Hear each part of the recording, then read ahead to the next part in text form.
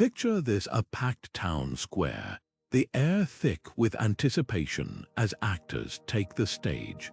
The crowd roars with laughter, then gasps in shock as a thinly veiled insult to the king lands like a dagger. No, this isn't just entertainment, it's a ticking time bomb. In the medieval world, play scripts weren't mere stories. They were weapons, capable of sparking rebellion, toppling reputations, and even costing lives. Imagine holding a document so dangerous that simply owning it could get you hanged. That was the reality for playwrights who dared to weave dissent into their dramas, turning the stage into a shadowy arena where power was mocked and truth disguised as fiction. Why were these scripts so explosive? Because theater was one of the few places where ordinary people could gather, where ideas could spread like wildfire under the radar of watchful authorities. A clever metaphor here, a historical parallel there, and suddenly the crowd isn't just watching a play, they're decoding a manifesto. Kings and bishops knew this all too well. They feared the quill more than the sword because a sword could kill one man, but a script could ignite thousands. Behind the laughter and the pageantry, playwrights were playing a deadly game, walking a tightrope between art and treason. So how did these seemingly innocent pages become the most dangerous documents of their time? It wasn't just about the words, it was about the alchemy of performance. A line delivered with a smirk, a character modeled after a hated noble, a plot that mirrored a recent scandal. All of it could turn a stage into a powder keg. And when the wrong people took notice, the consequences were brutal. From secret censorship to public executions, the stakes couldn't have been higher.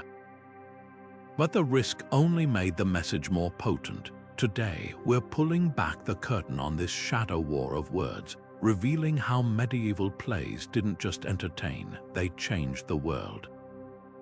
Stick around, because what you're about to discover will make you see every line, every joke, and every standing ovation in a whole new light. The streets of medieval Europe weren't just pathways, they were stages. Picture wagons rolling into town, painted with scenes of heaven and hell, while actors in vibrant costumes transformed market squares into worlds of angels, devils, and everyday people caught between them. This was theater as public spectacle, where entire communities gathered not just to watch but to participate. The performances might start with a Bible story, Noah's Ark or the Last Judgment, but soon the lines between scripture and satire blurred.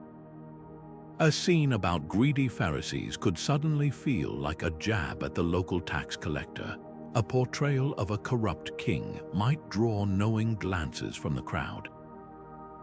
The church, which initially sponsored these plays to teach moral lessons, soon realized it had unleashed something far more unpredictable. What made these performances so explosive was their accessibility. Unlike handwritten books locked away in monasteries, plays were shouted from street corners, performed in the open air where even the illiterate could understand. The actors weren't professionals, they were bakers, blacksmiths, and weavers, people who knew their audience because they were part of it, and that's where the danger crept in. A guild sponsoring a play about the evils of greed might subtly tweak the script to mock a wealthy patron who'd wronged them. A scene about rebellion could echo recent unrest in the village. The stories were familiar, but the meanings, those could shift like the wind. Authorities quickly caught on. A play that seemed harmless on paper could ignite fury when performed, with crowds reading between the lines. In England, guilds were fined for seditious content. In France, actors were arrested for defaming nobles under the guise of allegory.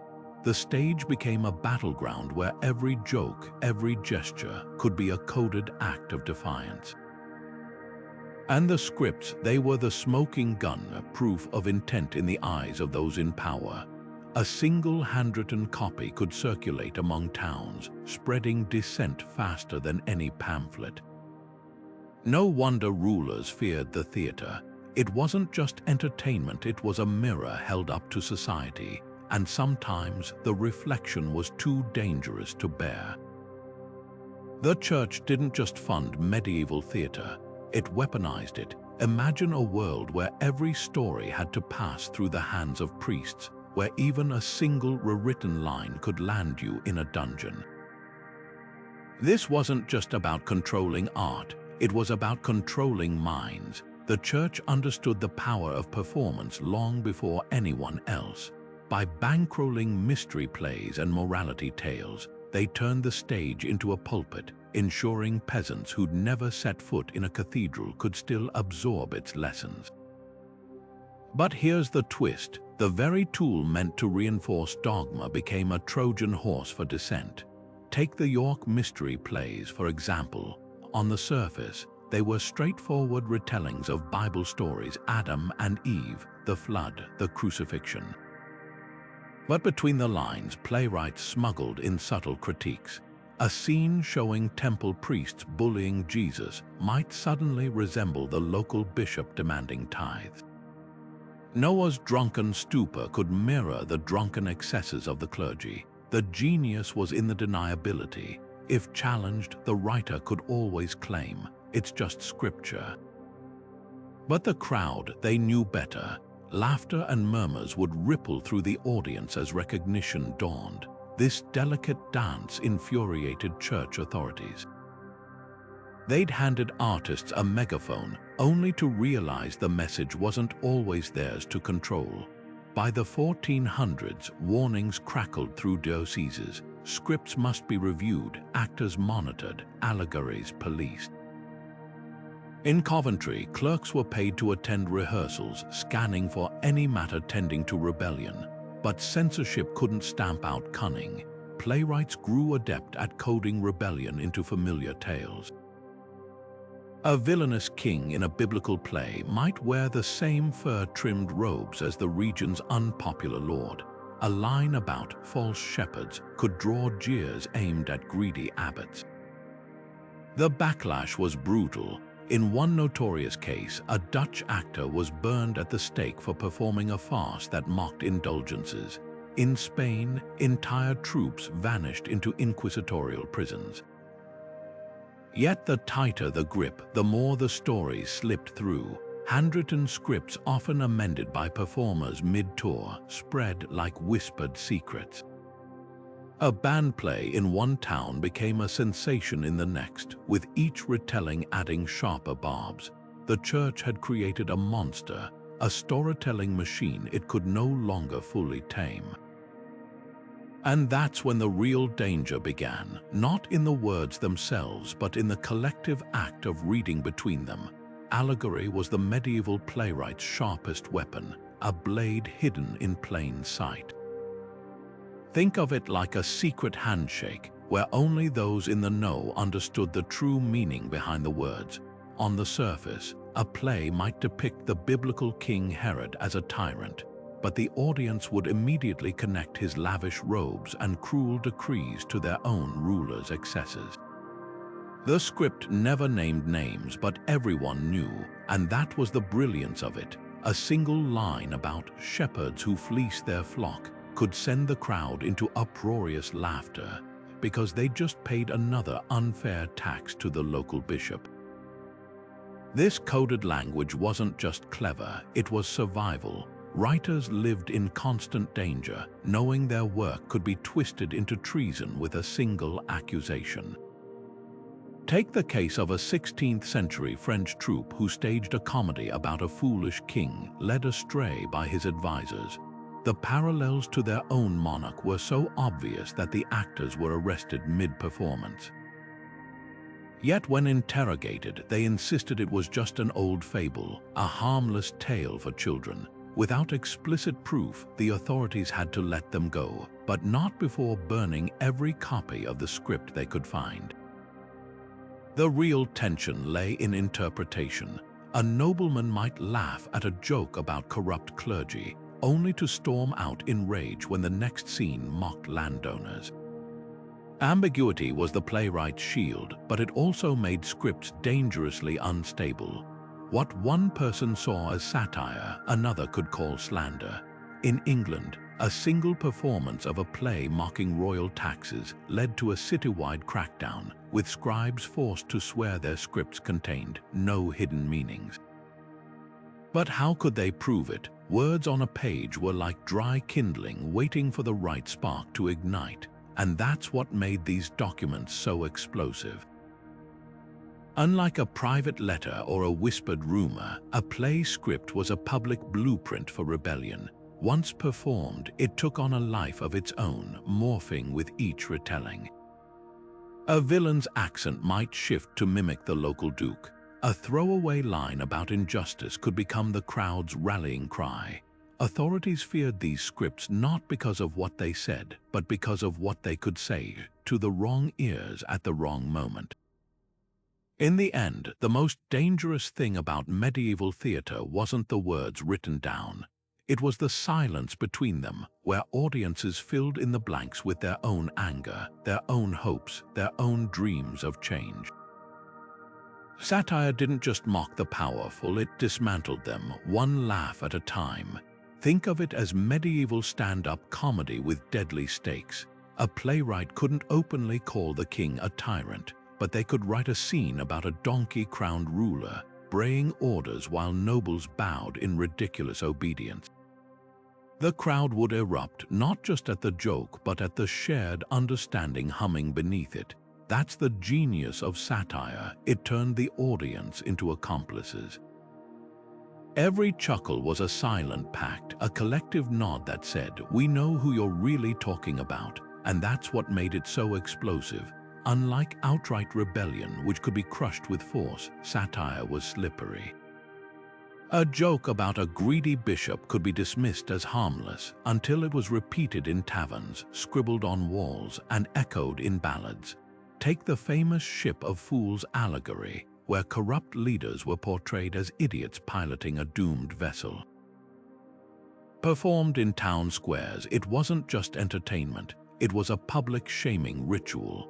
The clergy and nobility couldn't arrest everyone who laughed, and that helplessness infuriated them. The real danger lay in satire's viral nature. A script might debut in one city, but by the next market day, actors in a neighboring town would be performing their own version, adding local twists. A jab at tax collectors in Paris could morph into a dig at land enforcers in Lyon by the time the troupe packed up their carts. Authorities faced a nightmare. How do you censor an idea that changes with every retelling? In Regensburg, officials tried banning any play that causes undue laughter, a hopeless task when the mere sight of an actor mimicking the bishop's pompous walk could send crowds into hysterics. But satire's power cut both ways. While it gave voice to the voiceless, it also painted targets on playwrights. The same ambiguity that protected them could be twisted into evidence. In 1520, a German dramatist was dragged before a court after his farce about a drunken monk, coincidentally, premiered the week a real monastery was caught selling fake relics. He argued it was fiction, but the judge ruled intent was written between the lines. His punishment, his tongue was nailed to a post, a grim warning about the cost of making power look foolish. Yet the crackdowns only fueled satire's allure. Banned scripts became samizdat literature, copied in cellars and passed hand to hand. Performances moved from squares to barns, with lookouts watching for spies. The more authorities feared laughter, the more potent it became, because satire wasn't just about mockery, it was about stripping away the myth of invincibility. When a king's decree could be reduced to a punchline, it revealed the truth. Power depended on people believing in its gravity, and nothing shattered that illusion faster than a crowd roaring with irreverent glee. The York mystery plays were supposed to be safe. sacred retellings of Bible stories approved by the church. But in the hands of clever playwrights, even scripture became subversive. Take the infamous portrayal of King Herod, a character medieval audiences knew well from the Nativity story. On the surface, it was just another villainous ruler from the Gospels.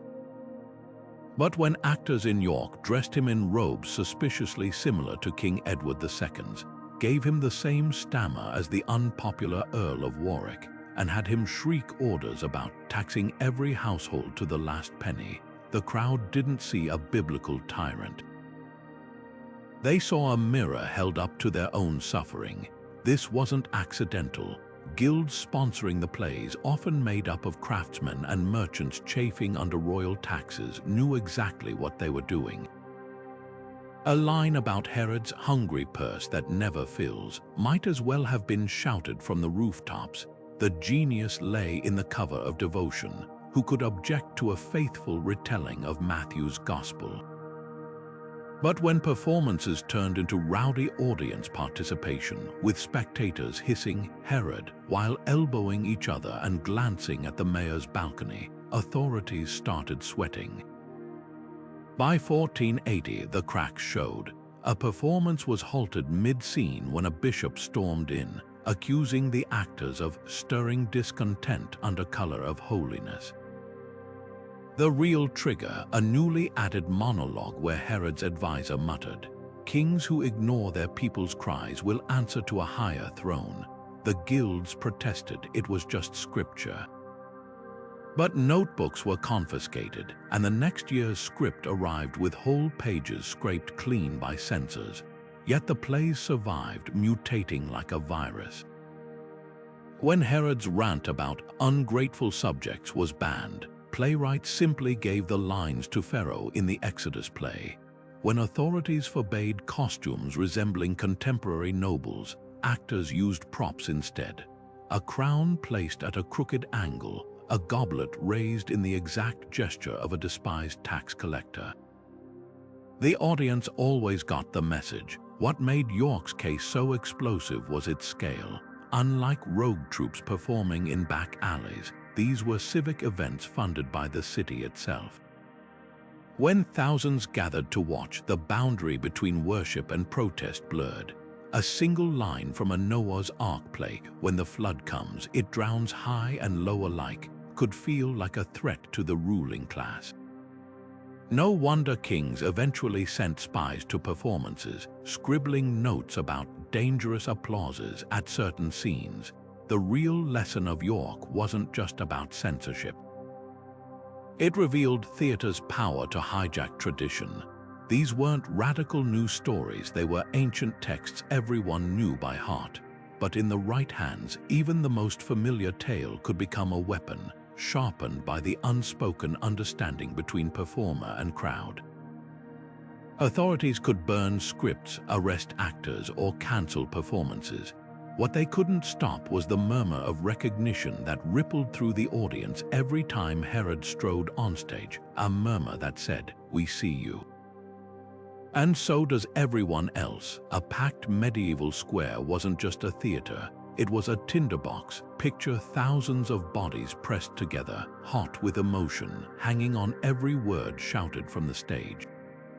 In an era without newspapers or social media, this was where news spread, where grievances found a voice. A single line delivered with the right inflection, say, a character lamenting, "The rich grow fat while our children starve," could transform a crowd from spectators into a mob. That's why mayors and magistrates paced behind the scaffolds, palms sweating. It wasn't the play they feared, it was the moment after. Consider what happened in Flanders in 1421. A traveling troupe performed a farce about a greedy bailiff who stole grain from the poor. Standard fare until an actor ad-libbed a line, "Sound familiar, neighbors?" and pointed to the real bailiff's house looming over the square. By nightfall, the building was ashes. The script hadn't called for rebellion, but the crowd needed no script. They'd been handed a villain and a cue, Authorities later called it the devil's work, but the real devil was the alchemy of performance. Take one spark of recognition, add the friction of shared anger, and watch the blaze spread.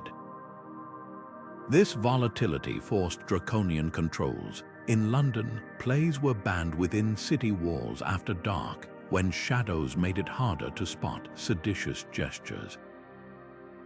Paris required troupes to submit scripts months in advance, with clerks scouring every metaphor, but the rules only revealed their panic. A decree from Venice put it plainly: no performance may gather more souls than a Sunday sermon.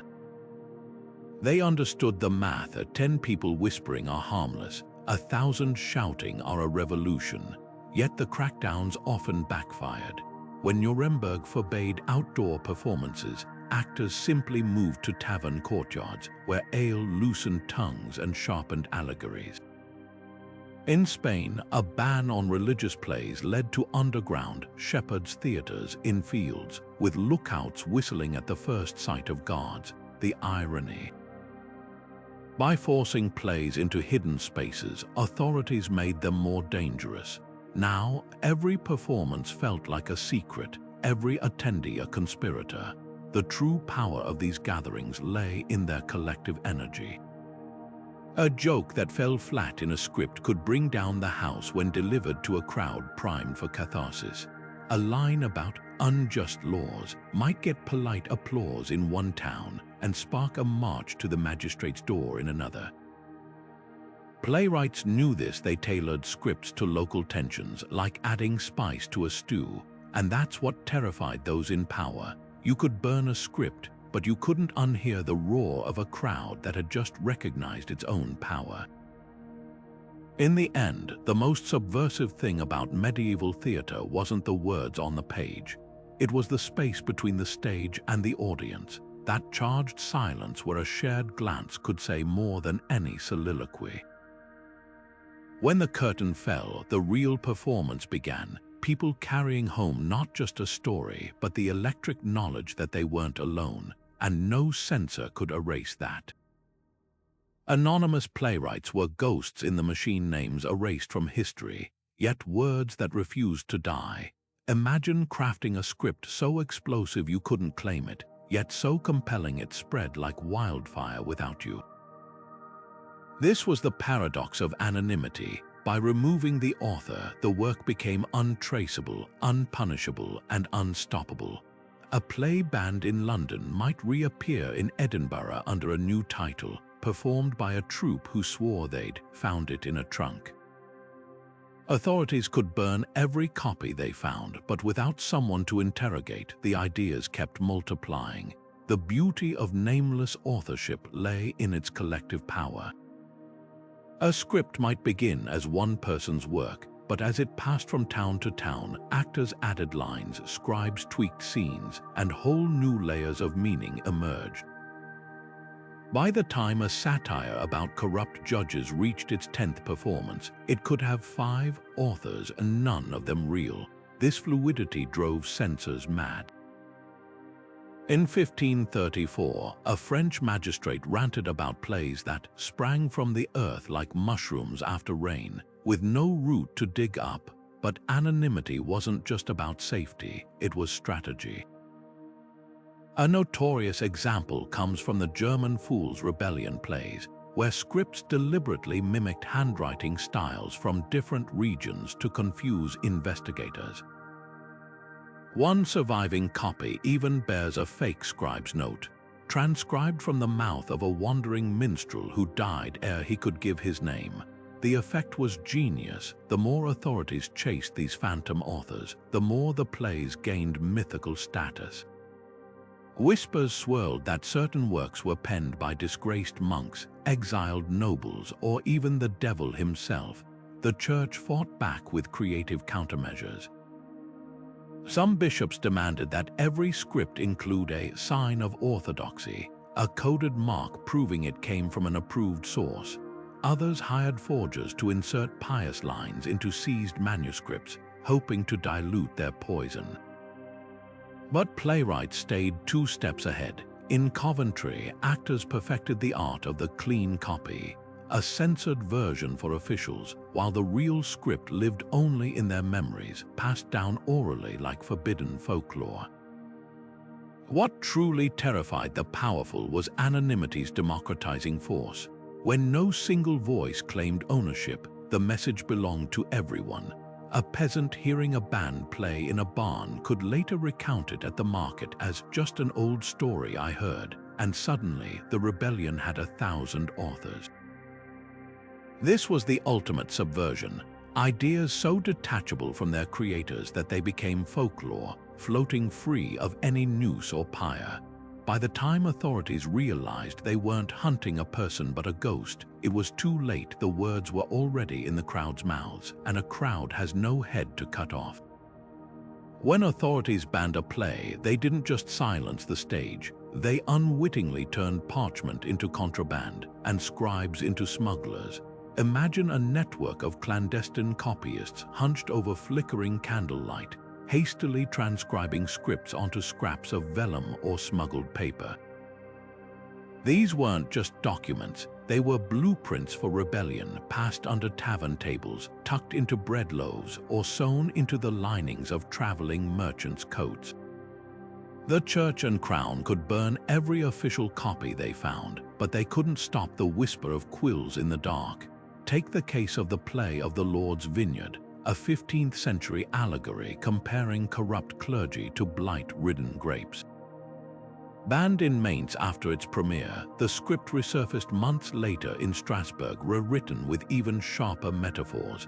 How a monk's servant had memorized chunks of dialogue, reciting it to a wool merchant who carried it north. By the time officials intercepted one copy, 3 more were circulating in Rotterdam, each with subtle local tweaks. This was the censor's nightmare, a text that mutated faster than it could be suppressed. The parallels to later Samizdat movements are striking. Like Soviet dissidents typing forbidden novels in triplicate, medieval copyists developed tricks to evade detection.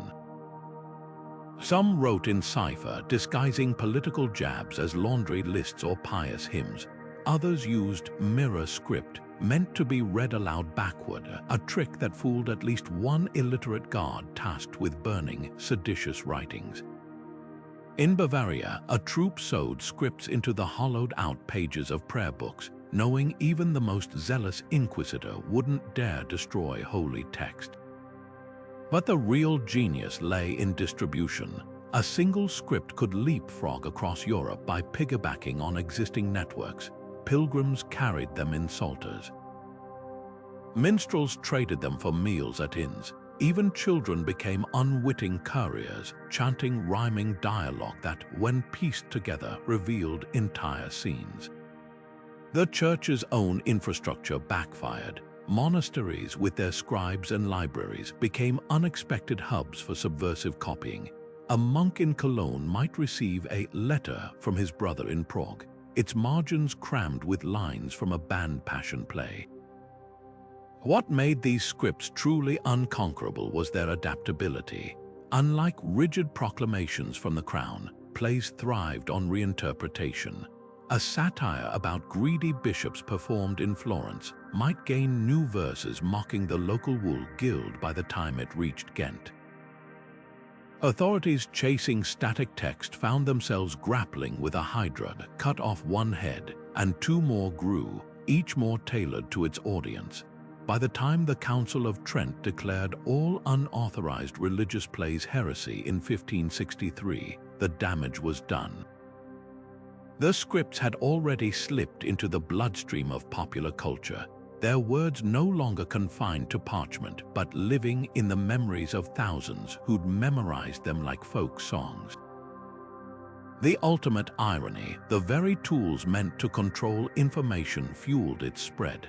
Censors created demand by declaring certain plays forbidden, turning them into coveted treasures.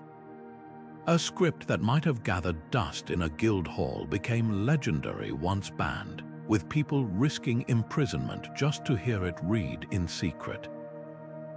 In this shadow war, the quill proved mightier than the sword, not because it struck harder, but because it could not be broken. traveling troupes were the medieval equivalent of a viral post crossing borders, dodging censors, and spreading ideas faster than any royal courier.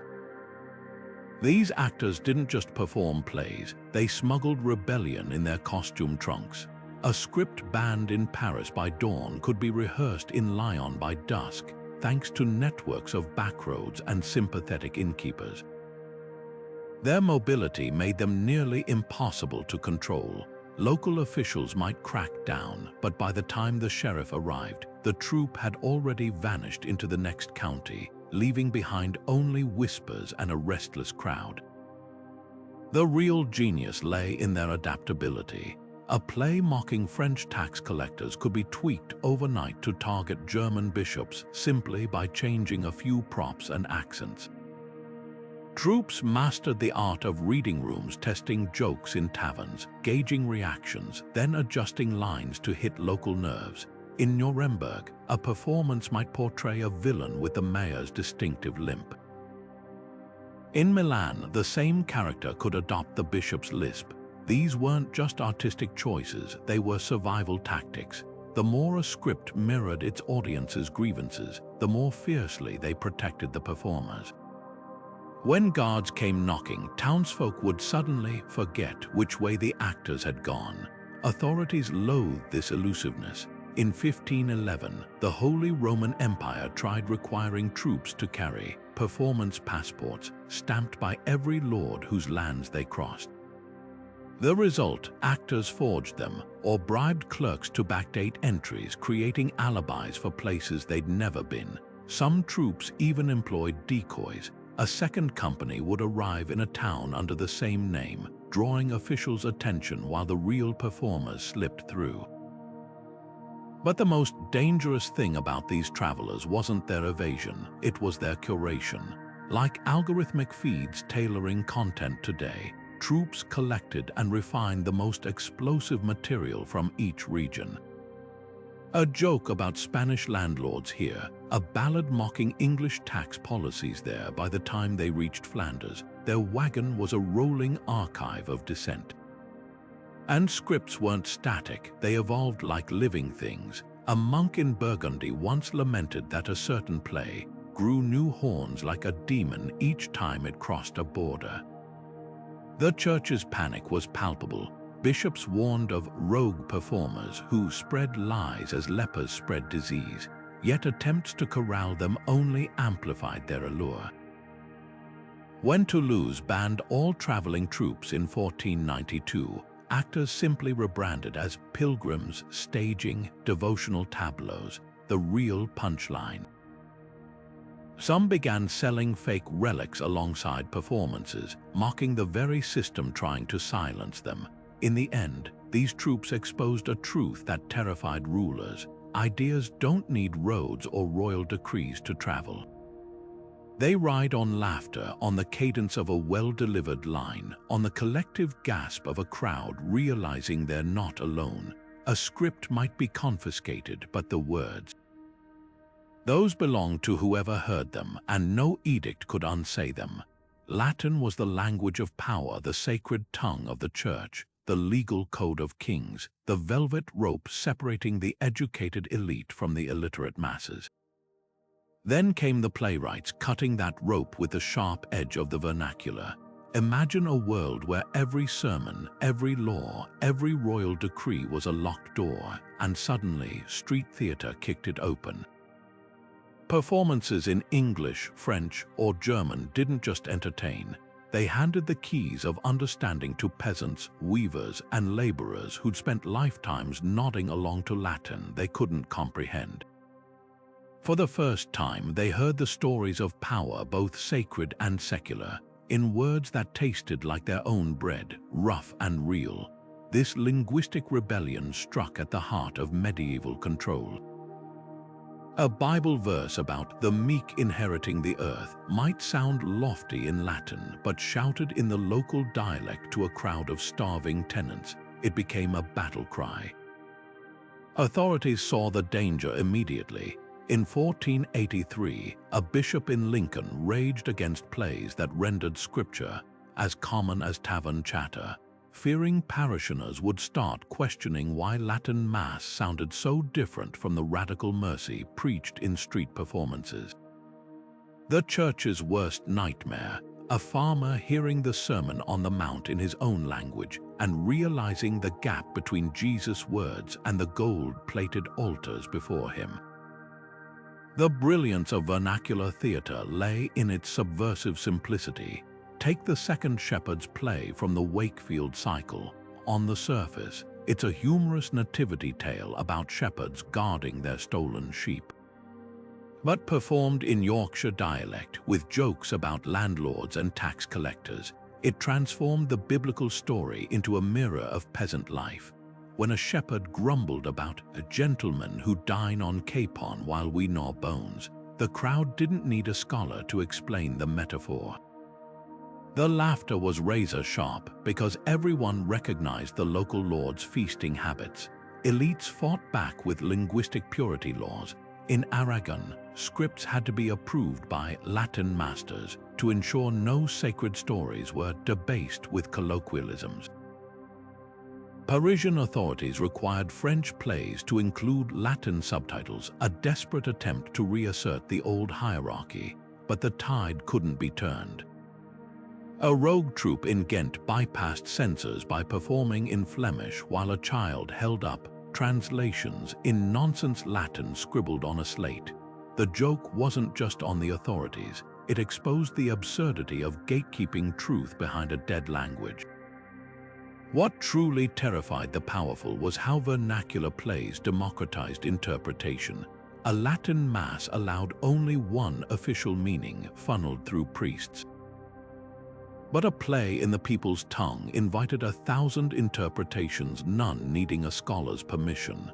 When a character in a German passion play shouted, "Why do you strike me?" In the local dialect, miners might hear their own words to overseers, while none saw Christ's suffering. This multiplicity of meanings made scripts impossible to fully censor.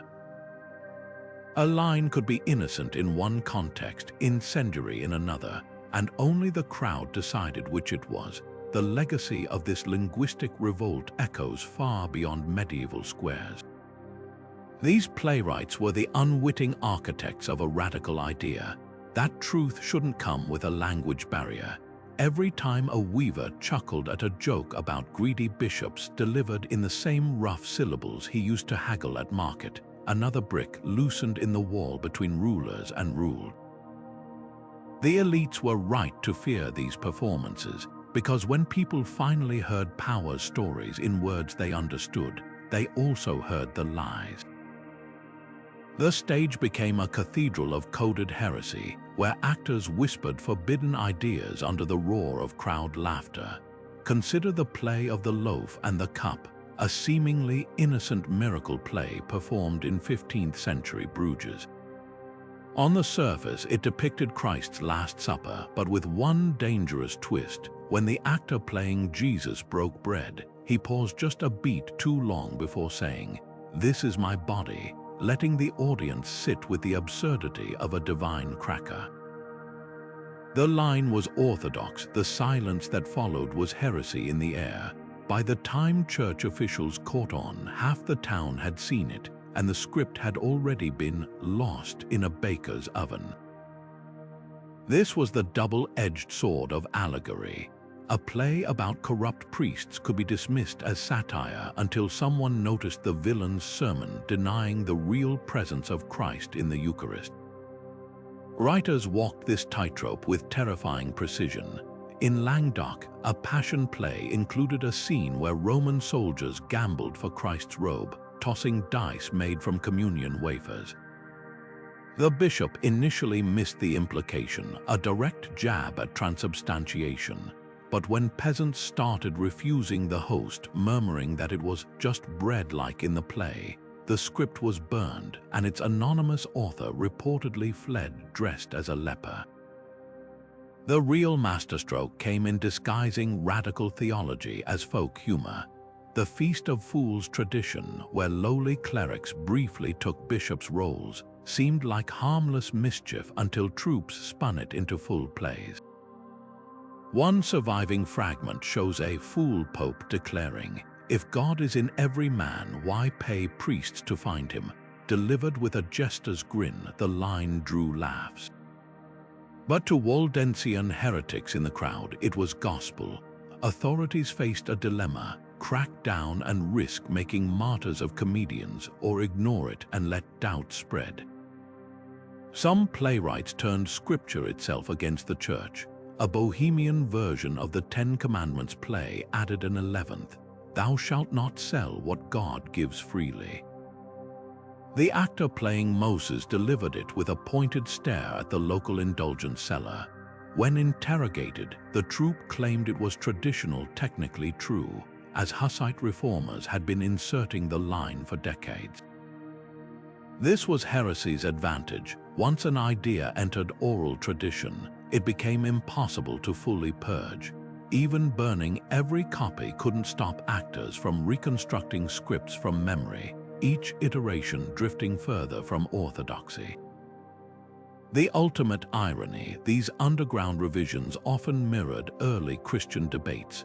When a Welsh passion play had Pontius Pilate ask, "What is truth?"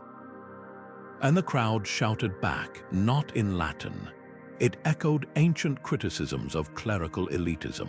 By smuggling old heresies into new dramas, playwrights created a time capsule preserving banned ideas in the amber of performance, waiting for audiences ready to hear them again. And that was the true blasphemy, not the words themselves, but the revelation that even sacred stories could belong to the people. Historical dramas were the ultimate medieval mind game, a public spectacle where everyone knew the score except the people being mocked. Take a play about the fall of Julius Caesar, performed in a square beneath the castle walls.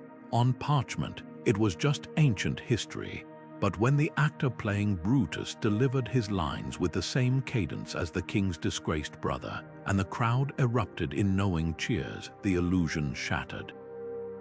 That's the power of political allegory. It let playwrights weaponize the past, dressing contemporary scandals in togas and tunics to slip them past censors. The beauty of these parallels was their deniability.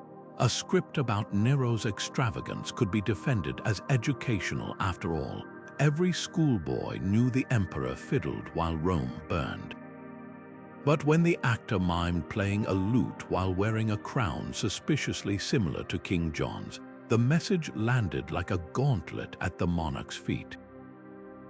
Authorities faced a maddening dilemma: crack down and risk looking tyrannical, or ignore it and let the comparison fester. In 1489, a performance of the fall of Troy in Augsburg was halted mid-scene when the mayor realized the actor playing Priam had adopted Duke Albrecht's signature limp. The playwright's defense: history repeats itself. Audiences became active conspirators in this game of coded critique.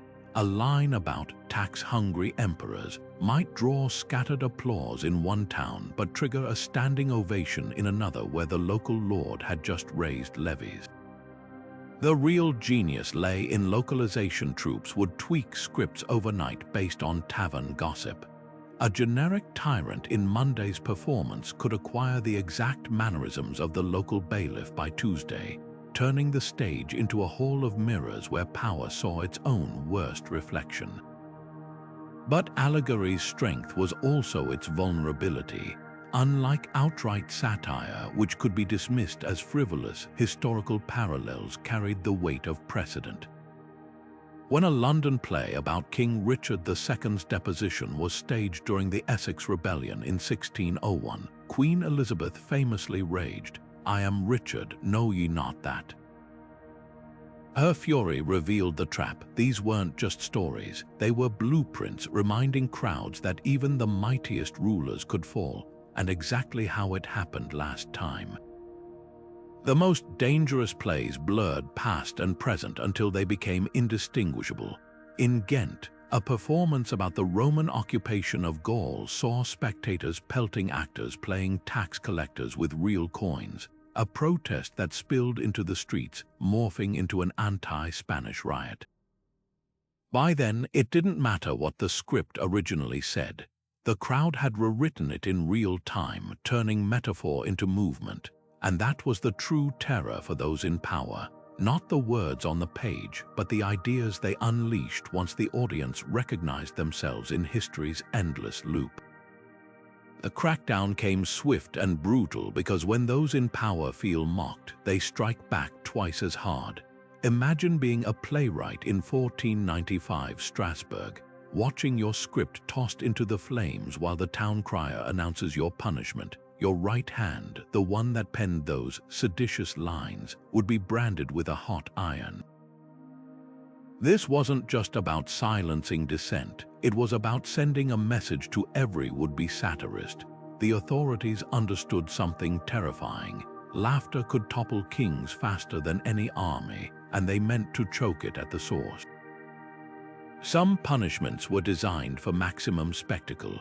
In Rouen, a troupe was forced to perform their band play one final time, but with a grim twist. The actors wore nooses around their necks, and the playwright stood on a scaffold with his tongue pinned to his tunic by a dagger. The audience got the message, this could be you. Other times, the retaliation was quieter but just as vicious. A scribe in Milan spent 7 years in an underground cell for copying a script that compared the local duke to Nero. His crime, his beautiful handwriting, made the text too easy to distribute. The church employed even more sinister tactics. Instead of outright executions, they might force a playwright to publicly recant, then assign him to write approved religious dramas as penance. It was psychological warfare, turning your greatest critic into your propagandist. One surviving letter from a Spanish monk pleads with his bishop for mercy, promising his next play would portray the local cardinal as a saint among men. The bishop's reply, scribbled in the margin, reads simply, "See that you do," but the most revealing punishments were reserved for audiences. In London, merchants caught cheering seditious lines had their shop licenses revoked. In Ghent, entire guilds were dissolved because their members sponsored controversial plays. This wasn't just about punishing individuals, it was about dismantling the networks that allowed dangerous ideas to spread. Authorities knew the real threat wasn't a single script. It was the collective act of performance, the shared moment when a crowd recognized their own anger reflected on stage. Yet, even as the nooses tightened, playwrights found ways to resist. Some began encoding their scripts with hidden warnings. A certain rhyme scheme might indicate passages to skip if performed under watch. Others employed burner copies, deliberately leaving controversial scenes out of written versions while preserving them orally. The most daring turned their punishments into material. After being whipped for mocking a baron's taxes, one German actor added a scene where a jester quips, "Some men pay for their words with coin, others with skin." The line brought the house down, proving once again that repression often fuels the very rebellion it seeks to extinguish. Before Gutenberg's press changed everything, the power of words wasn't measured in copies, it was measured in crowds. A single handwritten play script might look unassuming, just ink on fragile parchment. But unlike a book chained to some nobleman's library shelf, this document was a living thing, passed from actor to actor, troupe to troupe, multiplying its reach with every performance. Consider the math. One banned book discovered in a scholar's trunk might mean a single heretic burned. But that same idea embedded in a play, now it's in the mouths of 20 actors, heard by 500 people in a market square, half of whom will retell it by sundown. The real genius of scripts lay in their economy of rebellion. While books required literacy, money, and access, three things most medieval peasants lacked. A play needed only ears. A farmer who'd never held a quill could memorize a scathing line about unfair taxes and repeat it at the mill. A weaver's child might act out scenes with sticks for swords, unwittingly spreading satire to the next village. Authorities tracking dangerous ideas were chasing smoke because scripts didn't spread page by page. They spread breath by breath. This ephemeral quality made them both fragile and unstoppable. In 1480, a French magistrate boasted he'd confiscated every copy of an anti-tax play only to hear it performed verbatim in the next town. How the lead actor had reconstructed the entire script from memory during the wagon ride. Unlike books, which could be traced through scribes and booksellers, these documents lived in the collective mind. Burn a script and it might vanish, or it might grow 10 new versions, each more radical than the last. Printing eventually changed the game, but not in the way kings hoped. Early presses did mass-produce Bibles, but they also cranked out play scripts at unprecedented speed. Now, instead of a single handwritten copy sneaking across borders, you had 50 nearly identical ones, each spawning countless performances. The church's nightmare came true. Rebellion wasn't just spreading, it was standardizing. By 1520, German reformists were printing Protestant plays by the cartload, turning Luther's ideas into catchy dialogues even children could recite. Yet for all their reach, printed books lacked the visceral punch of live performance. You could close a book when the content unsettled you, but a play, it unfolded in real time, feeding off the crowd's energy, rewriting itself in gasps and cheers. That's why, even after printing, scripts remained the greater threat. A book might persuade one mind at a time. A script could turn 1,000 strangers into a single roaring chorus, and nothing terrifies power like the sound of its people speaking in unison. The stage might have been dominated by men, but in the shadows, women were scripting their own rebellion. Consider the case of Hrsvitha, a 10th-century nun who penned Latin comedies mocking the very patriarchal system that cloistered her. Her plays like Dulcicius, where Roman soldiers lustfully embrace pots and pans instead of the Christian maidens they pursued, turned male folly into farce.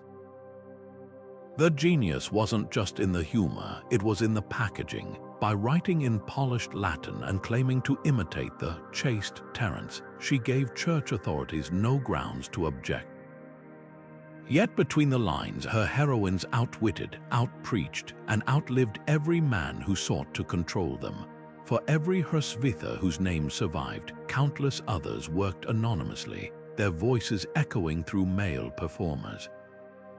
A guild record from York hints at this subterfuge, a payment for a certain woman's hand to rewrite the Virgin Mary's speeches in a nativity play, sharpening her lines into subtle critiques of marital bondage. These tweaks mattered. When Mary questioned the angel Gabriel with the fiery logic of a scholar rather than the meek obedience of a girl, it modeled defiance for every woman in the crowd. Authorities sensed the danger. A bishop's diary from 1412 complains of unnatural women smuggling heresies in heroines' mouths. The real power of these scripts lay in their double lives. Performed publicly by men but often crafted by women, they became Trojan horses for ideas too dangerous to voice outright. In a Swiss passion play, Mary Magdalene, typically a repentant sinner, was rewritten as a philosopher debating Christ's theology with the disciples. The script survived because censors assumed it was pious. The actresses disguised as boys who performed it knew better. By the time anyone noticed congregations quoting Magdalene's lines to justify female preaching, the dialogue had already seeped into popular lore. Crackdowns revealed their panic. When authorities in Lincoln burned a script attributed to a Beguine mystic in 1522, they didn't just destroy parchment, they banned all unattended women from guild halls where plays were rehearsed. The overreach backfired. By silencing the few visible female voices, they inadvertently proved the theater's worst threat. It wasn't just mocking power. It was redistributing it, one subversive line at a time, to those who'd never been allowed to speak at all. When bread prices soared and landlords demanded more than starving families could give, theater became the voice of the voiceless. Picture a scene where a rotund merchant hoards grain while children beg at his feet, except this wasn't just a play. It was a carbon copy of last week's market day, performed back to the very people who'd lived it. These scripts didn't just reflect economic strife, they weaponized it, turning the stage into a courtroom where the poor could finally hold the powerful to account. Take the play of The Rich Man and Lazarus, a 15th century favorite across Europe. On parchment, it was a biblical parable about a beggar and a heartless magnate. But when performed, Lazarus wore the patched cloak of local weavers, while the rich man's feast mirrored the exact dishes served at the bishop's banquet. The crowd's reaction wasn't just applause, it was recognition. In Ghent, one performance ended with spectators pelting the actor playing the merchant with moldy bread, shouting, "Eat well, Master Hug." The name of the city's most reviled grain speculator.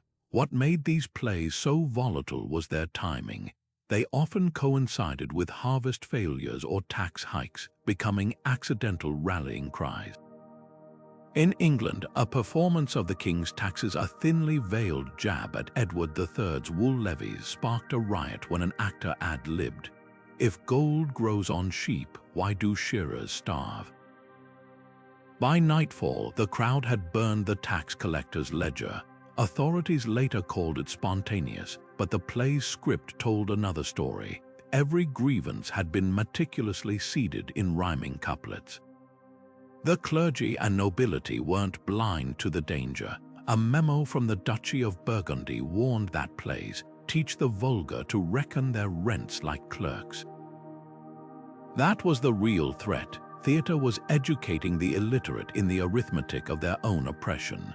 When a character in a French farce itemized a peasant's debts, 2 bushels for the Lord, 1 for the church, and a handful of rot for your children, it wasn't just comedy. It was a spreadsheet set to music, unforgettable and incendiary. Some playwrights went further, embedding practical resistance into their plots. A surviving German script includes a scene where villagers outsmart a tax collector by hiding their grain in coffins, claiming plague had taken it. Within months, real-life peasants near Mainz tried the same trick. The line between art and manual had blurred. Yet the most subversive economic messages weren't in the dialogue, they were in the casting. When guilds staged plays about corrupt landlords, they often cast the actual offender's tenants in the roles. Imagine the catharsis of a farmer who'd been evicted now standing on stage, dressed in his oppressor's fur-trimmed robe, reciting lines about the divine right of greed. For a few shining moments, the social order wasn't just criticized, it was overturned. The backlash was predictable but telling. In Florence, merchants' guilds paid actors to perform corrected versions of anti-rich plays, where the greedy banker saw the error of his ways and donated to the poor. The audiences weren't fooled. They heckled the moralizing endings, cheering only when someone slipped in the original, unrepentant finale. Even attempts to sanitize economic dissent only proved how deep it ran. What these scripts understood, what terrified the elite, was that hunger and debt aren't abstract concepts.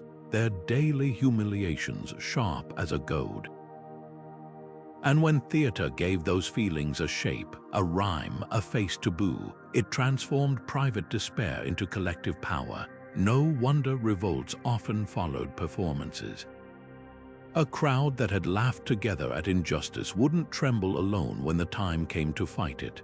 The Black Death didn't just empty towns, it hollowed out certainty.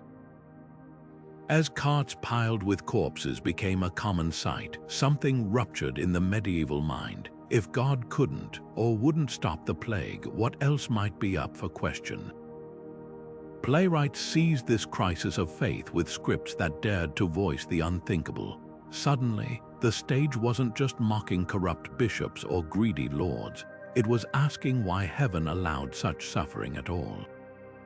A surviving fragment from a Bavarian passion play captures this shift perfectly. Instead of the usual pious lamentations, Christ on the cross turns to the audience and demands, "If my Father loves you, why does he let you rot?" The line was later scratched out by censors, but not before whole villages had heard it roared from makeshift stages.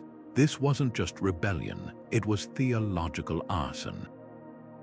Traditional mystery plays had depicted suffering as part of a divine plan. Post-plague scripts flipped that narrative. In The Dance of Death, a favorite across devastated Europe, skeletal figures dragged kings and peasants alike into the grave with the chilling refrain, "No prayers save you now." The message was revolutionary in its simplicity. Death was the great equalizer, and if all souls ended the same, what justified the hierarchy in life? Authorities recognized the danger too late. A bishop in Avignon wrote in panic that these plays make men doubt not just our rule but God's. Despair became the playwright's accomplice. With half the population dead, survivors were hungry for answers or at least targets for their rage. Smart troupes tailored performances to local trauma. In Florence, where the plague had killed 60% of the city, a play showed the angel of death tallying victims in a ledger while a merchant begged, "Take my gold instead." The actor playing death replied, "Your coins are plague-struck too," flinging fake currency into the crowd. Witnesses reported taxpayers burning their records the next day, screaming that even gold is cursed. The establishment's response revealed their terror. In Strasbourg, where a play depicting a corrupt priest dying mid-sermon sparked riots, the city council banned all performances for a decade, only to have actors stage clandestine shows in plague cemeteries, using gravestones as props. Elsewhere, authorities tried co-opting the darkness.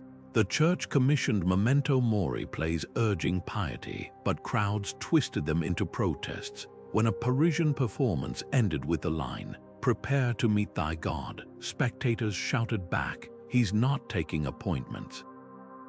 What made these scripts truly explosive was their timing.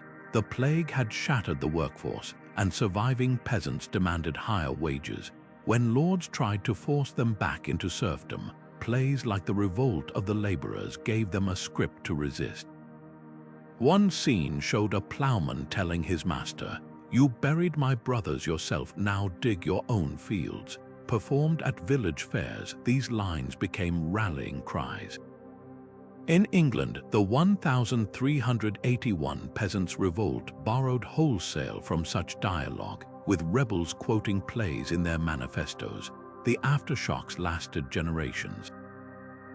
Even as society rebuilt, the plague scripts left permanent cracks in medieval certainty. A new breed of playwright emerged, unafraid to question not just human authority, but the divine order itself. Their legacy wasn't just in the words spoken, it was in the silence that followed, as audiences walked home past empty houses and whispered the heresy the plays had planted, that if God wouldn't explain the suffering, perhaps he wasn't listening at all. Official decrees and tax rolls might dictate medieval life, but they rarely set hearts racing.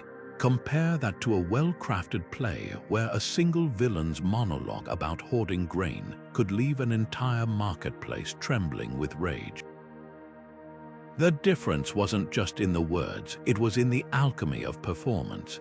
A royal proclamation read aloud by a board clerk might inform, but a script performed by actors with drums, costumes, and the urgency of lived experience.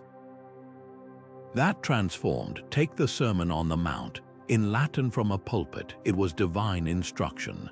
But when a traveling troupe staged it as a street play with Christ portrayed as a barefoot weaver confronting silk-robed Pharisees, suddenly scripture became social commentary. The audience didn't just hear, "Blessed are the poor," they saw their own calloused hands lifted up in benediction. That visceral connection terrified authorities. A tax ledger might list what people owed, but a play could make them question why they paid at all. The secret lay in repetition and rhythm.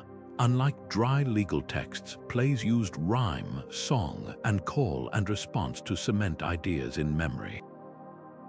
A rhyming couplet like, "When gold's the saint and silver's the shrine, / the poor man's soul is the devil's to dine," could spread faster than any edict. In Strasbourg, officials discovered laborers singing band play lyrics while repairing the city walls, proof that scripts had infiltrated the very fabric of daily life. Spectacle amplified the danger. A treaty signing was a quiet affair of wax seals and whispered promises, but a play that was fire eaters juggling torches as they mocked the Inquisition, or a Herod figure descending from the rafters on ropes to symbolize divine judgment. When the Duke of Burgundy banned allegorical costumes, troops responded by using shadows and puppets to skirt the rules. The message didn't just reach eyes and ears, it seared into the collective imagination. Most dangerously, scripts offered plausible deniability. A rebel pamphlet could land its author on the pyre, but a play's meaning shifted with each performance. That scene where Noah's drunk wife curses the heavens could be biblical literalism or a coded critique of the clergy's wine-soaked excesses. The ambiguity was the armor. As one censor griped, trying to ban such works was like nailing fog to the wall. Ultimately, what set scripts apart was their ability to turn dissent into shared experience. A law might change behavior, a play could change what people believed was possible. When performers in Ghent reenacted the biblical Exodus with local guilds playing the Israelites, the crowd didn't just watch, they became part of the story. And that was the real threat. Not that someone might defy authority, but that an entire marketplace might rise up together, their rebellion rehearsed in plain sight. Surviving scripts tell a story of near-miraculous escapes, documents that slipped through the fingers of censors by wearing disguises. Take the Book of Brome, a 15th-century manuscript that looks like a simple collection of biblical plays at first glance. But buried between Noah's flood and the slaughter of the innocents lies a scene where King Herod's advisors debate taxation with language lifted straight from contemporary parliamentary disputes. The scribe's trick, framing it as an illustration of ancient governance, a scholarly exercise no one would question. This was the playwright's art of camouflage, wrapping dissent in the respectable cloak of piety or pedagogy. Even more cunning were the scripts that weaponized their own incompleteness.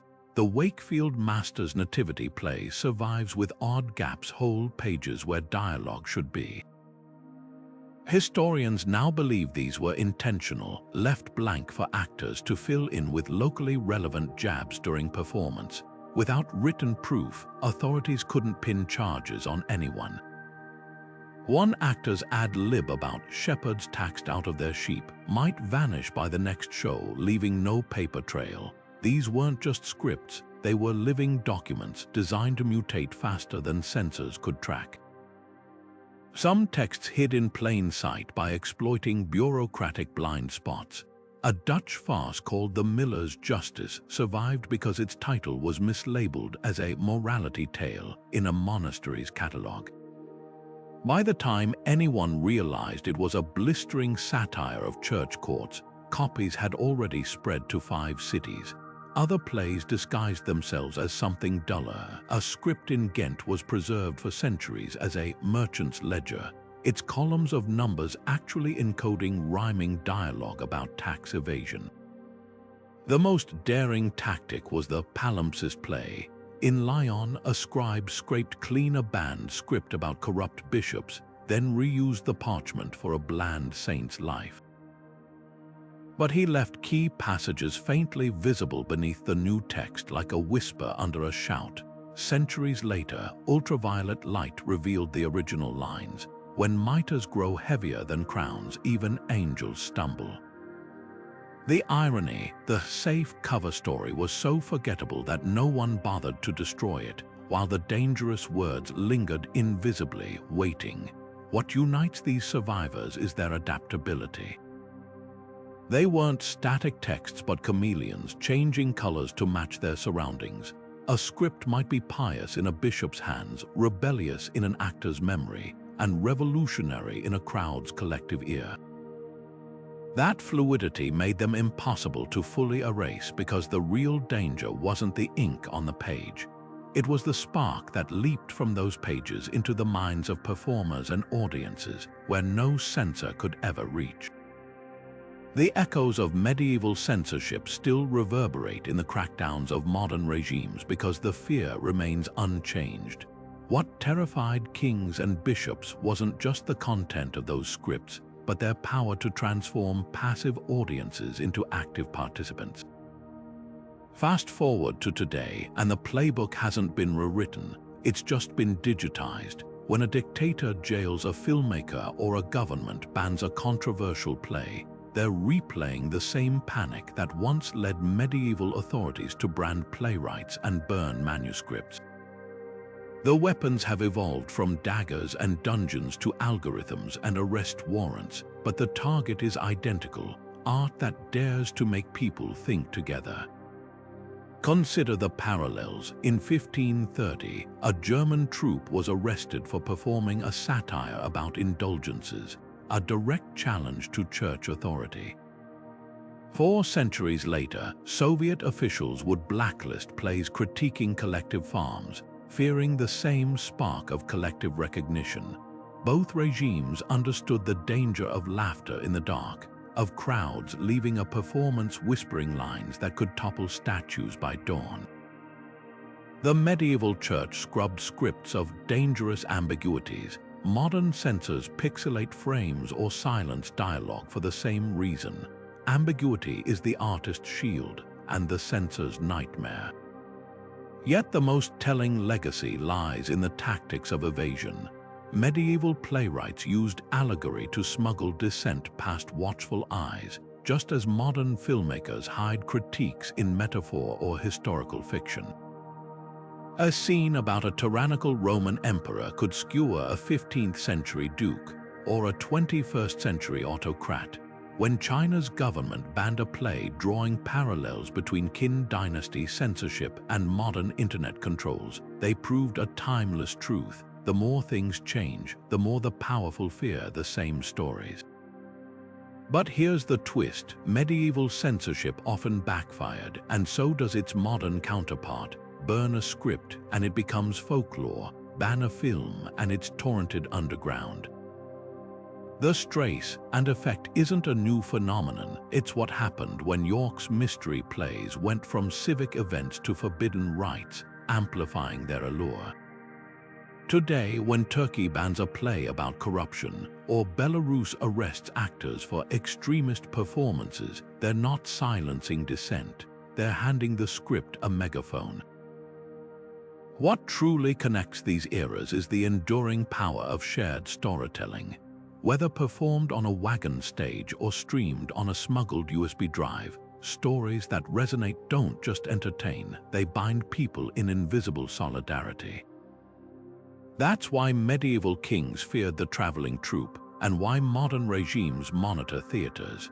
It's not the words themselves they dread. It's the moment when the house lights come up and the audience walks out no longer seeing themselves as spectators, but as players in a much larger drama. The spirit of medieval drama didn't fade with the last traveling troupe. It just found new disguises. Take protest music, where a 3-minute song can do what a 15th century mystery play once did: weaponize melody to carry dissent. When Bob Dylan sang "The Times They Are a-Changin'," he channeled the same urgency as a medieval actor warning kings about the wrath of the poor. The tools evolved: guitars instead of lutes, streaming platforms instead of market squares, but the alchemy remains identical. Turn collective frustration into rhythm, and suddenly it's unforgettable. Modern satire operates on the same razor's edge as those allegorical medieval scripts. A segment on The Daily Show mocking political corruption follows the exact blueprint of a Renaissance farce skewering the Pope. exaggerate the villainy just enough to reveal the truth, but keep it slippery enough to dodge lawsuits. Even the consequences mirror the past. When a Russian TV host holds up a fake headline about Putin, or a Chinese cartoonist draws wolves in official uniforms, the crackdowns that follow, arrests, disappearances, re-education, are eerily reminiscent of medieval scribes having their hands nailed to tavern doors. The stakes haven't lowered, they've globalized. Guerrilla theater takes this legacy even further. Imagine performers staging a fake eviction notice on the steps of a bank, or activists in clown costumes auditing police brutality. These aren't just stunts, they're direct descendants of the Feast of Fools, where the powerless temporarily inverted the social order through absurdity. The genius lies in the same deniability medieval troupes used. When Chilean students dressed as zombies to protest education cuts, officials could scream about public disorder, but how do you prosecute the walking dead? What truly connects these eras is the way power reacts. A dictator banning a protest song and a medieval bishop burning a script are driven by the same terror. Art that resonates can't be unheard. In Belarus, crowds sang forbidden folk songs to drown out riot police, just like Flemish peasants chanting band play lyrics while storming tax offices. The melodies change, but the defiance doesn't. Yet the most telling parallel is in the failures of control. Medieval censors couldn't stop actors from reconstructing scripts from memory, just as modern regimes can't delete a viral TikTok mocking their leader. The harder they clamp down, the more the message mutates and spreads. A Burmese protester's satirical meme becomes a rallying cry. A Ukrainian comedian's impersonation of Putin turns into a national anthem of resistance. The medium adapts, but the mission stays the same: storytelling as sabotage. This isn't just history repeating, it's a playbook that never closed. Because when a government arrests a puppeteer for extremist shadow plays, or a rapper vanishes after releasing a diss track, they're admitting the same thing medieval kings did. The most dangerous weapon isn't a sword or a law. It's a story that makes people see their chains and imagine breaking them. Audience participation wasn't just encouraged in medieval theater, it was the explosive core of the performance. Picture a scene where the actor playing Pontius Pilate turns to the crowd and demands, "Shall I crucify this man?" The roar of the mob wasn't scripted, but it became part of the show, blurring the line between spectacle and reality. This wasn't passive entertainment, it was communal alchemy, where a playwright's words collided with the raw energy of hundreds to create something utterly unpredictable. The genius of this interactivity lay in its psychological power. When a mystery play asked spectators to shout, "Crucify him," they weren't just recalling scripture, they were reliving the mob mentality that condemned Christ. The discomfort of that moment forced self-reflection. A ledger from Coventry describes how one performance had to be halted when townspeople, shaken by their own bloodthirsty chants, began weeping and begging forgiveness. The script had tricked them into confronting their capacity for cruelty exactly as intended, but crowd energy was a wildfire that could rage out of control. In 1494, a French passion play took a deadly turn when the actor playing Judas, egged on by hecklers, ad-libbed that 30 pieces of silver was fair pay for starving peasants.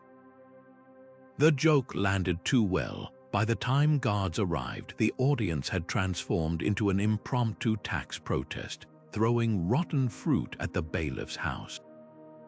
Scripts from this period reveal subtle safeguards, rhyming cues to steer audiences toward scripted responses, or comic relief characters positioned to diffuse tension with well-timed pratfalls. Some troupes weaponized this volatility.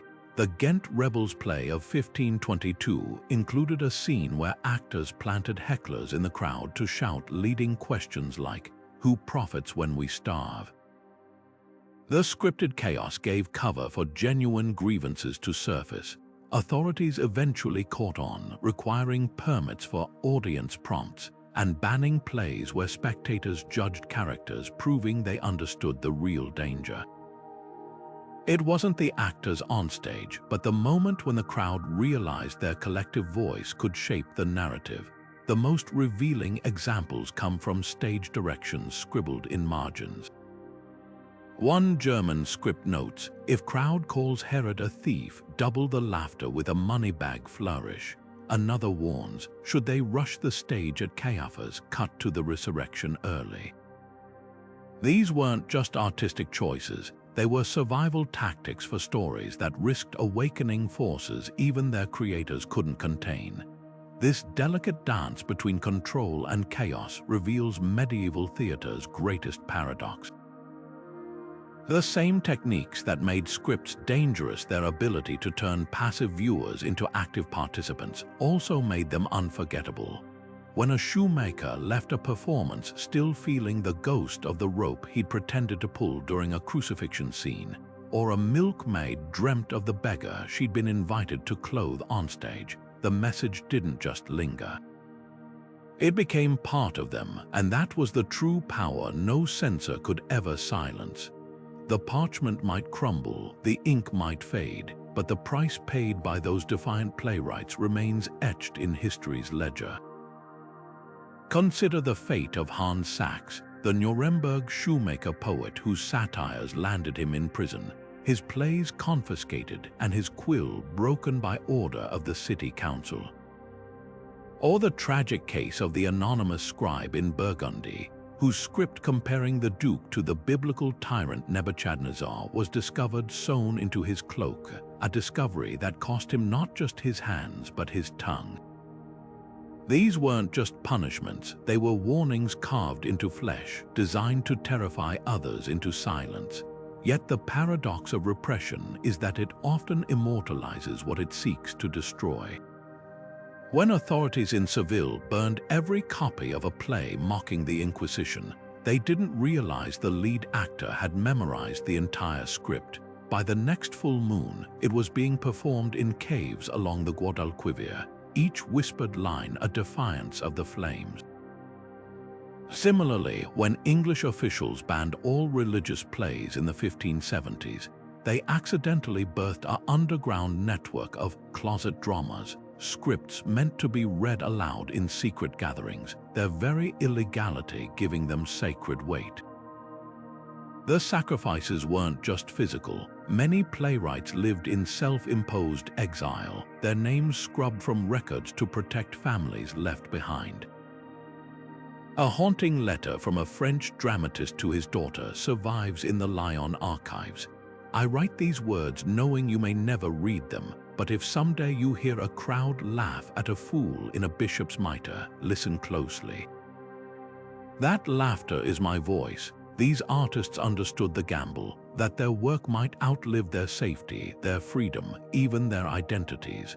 What's often overlooked is how these silenced voices shaped theater's evolution. Censorship bred innovation, forcing playwrights to master metaphor, allegory, and double entendre. The same pressures that crushed individuals elevated the art form, honing it into a razor that could cut through armor while barely leaving a mark. When Spain's golden age dramatists like Lope de Vega perfected the honor play, stories of wronged commoners triumphing over nobles, they stood on the shoulders of those who'd been whipped for cruder versions of the same themes. The legacy of this defiance hums beneath every modern protest play, every satirical late-night monologue. When a comedian today dodges a lawsuit with carefully worded irony, or a filmmaker hides dissent in historical fiction, they're using tactics forged in medieval market squares.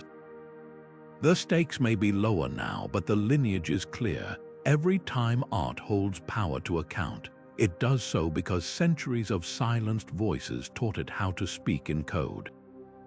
Perhaps the most poignant testament lies in the gaps the plays we know existed only from fragments of censorship decrees. A record from Venice mentions a lost comedy called The Emperor's New Laws, banned for inciting laughter at sacred institutions. All that survives is the Inquisitor's note: burn the script, arrest the players, let no man speak its name. But in that very order we hear the playwright's victory. Because 400 years later, we're still wondering what was so dangerous about a comedy. And sometimes the question is the answer. Medieval play scripts were far more than ink on parchment. They were Trojan horses of dissent, smuggled into the heart of power under the guise of entertainment. Imagine the audacity of a playwright who could make a king squirm by dressing tyranny in biblical robes, or turn a crowd's laughter into a weapon sharper than any sword. These documents weren't just dangerous because of what they said, but because of how they were heard, not in the isolation of a scholar's study, but in the electric communion of a gathered crowd, where a single line could ripple through hundreds of minds at once. That's the alchemy that terrified authorities the moment when art ceased to be a reflection of the world and became a chisel to reshape it. The true genius of these scripts lay in their duality. They existed in two realms at once: the tangible page, which could be burned, and the intangible performance, which could not. A bishop might confiscate every copy of a play mocking clerical greed, but he couldn't unhear the echo of its jokes in taverns or scrub the memory of its scenes from the minds of those who'd witnessed them. This is why the most subversive playwrights wrote for the ear, not the eye.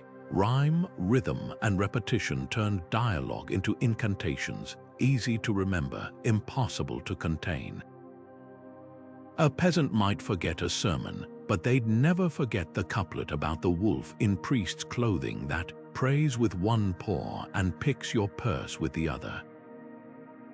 What separates these medieval scripts from other forms of dissent is their collaborative danger. A rebel pamphlet could inspire one reader at a time, but a play turned spectators into co-conspirators.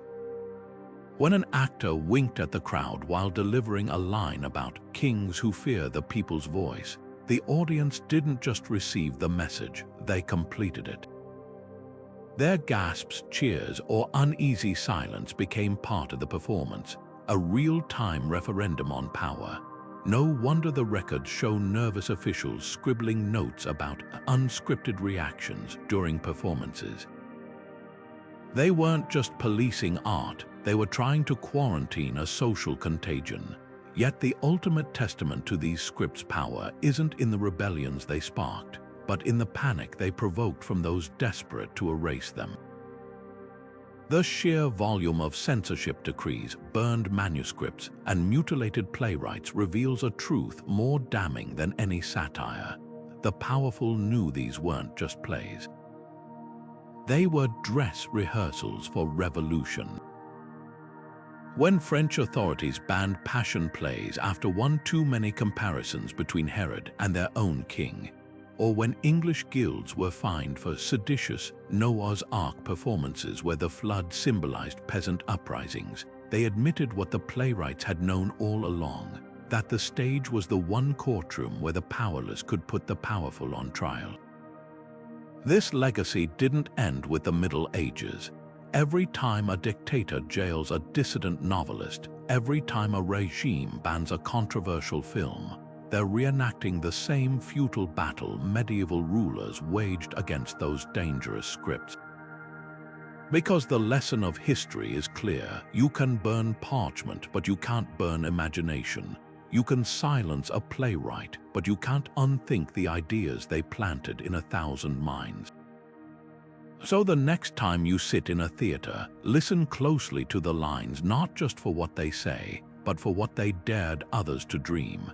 And if you've ever felt the thrill of a story that challenges the status quo, you've tasted the same dangerous magic that once made kings tremble before the quill. Want to keep unraveling history's hidden rebellions? Hit like, subscribe, and join the conversation below. What modern stories do you think carry on this defiant tradition?